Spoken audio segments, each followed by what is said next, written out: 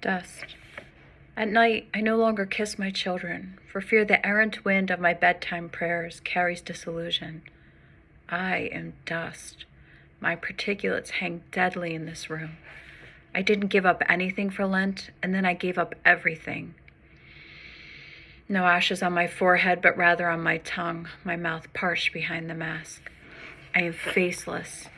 I stop smiling at patients, but I'm close enough to kiss them when I place the blade in their mouths and search for the pale glisten of cords when I pass the breathing tube. Last week, when there was still time, I let him call his son. He wept and said, "I love you," and swore they'd speak again soon. I never make promises I can't keep. It's easier to say he will die. And if miraculously he does not, no one ever begrudges a resurrection. A history of resurrection. Everyone marveled when Jesus brought Lazarus back from the dead.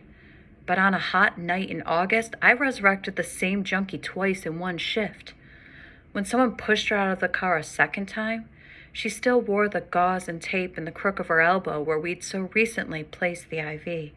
This time, the Narcan worked so slowly that I had a blade in her mouth ready to push the breathing tube.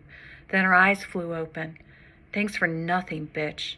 Next time, let me die."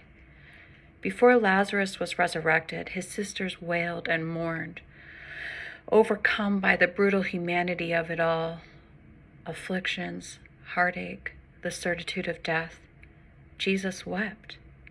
After he wept, Jesus prayed, for he knew that raising Lazarus would lead many to faith.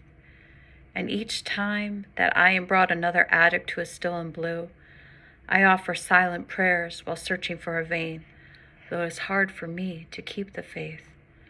I ready the antidote, but even Jesus raised Lazarus from the dead only once. A conspiracy of lost. The summer I was pregnant with my first son, I tried to trade his life for my father's. Perhaps his DNA imprinted the moment I pointed the bike downhill, accelerated and pitched over the handlebars.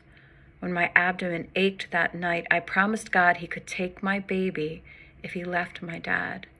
Consequently, my son was born with my father's generous forehead, but lacks his gentle ways. I'm lonely and bored, so I'm always on my phone.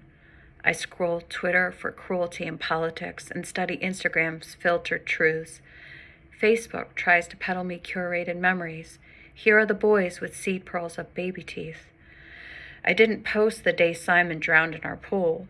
There aren't pictures of his dusky body as I pumped his chest with the heel of one hand. No status describes my mouth over his lips while I prayed the waterlogged bellows of his lungs would fill. At least the box of old pictures is honest. In grainy photos, my grandmother dies in increments. Here, the clumsy left hand. There, the vacant doll eyes. At one time, my cousin and I looked alike, though I was jealous of her curls. In this picture, we wear bikinis and vie for his attention. When she died last summer, even the undertaker couldn't repair the jaundiced ruin of her skin. My children have removed my skin and softened my bones. My insides are unprotected. When I hug my oldest son, his arms dangle at his sides. My head reaches his chest, and I hear a thump as familiar as my own. I hope he hears my whisper. I'm sorry. I'm sorry. I'm sorry.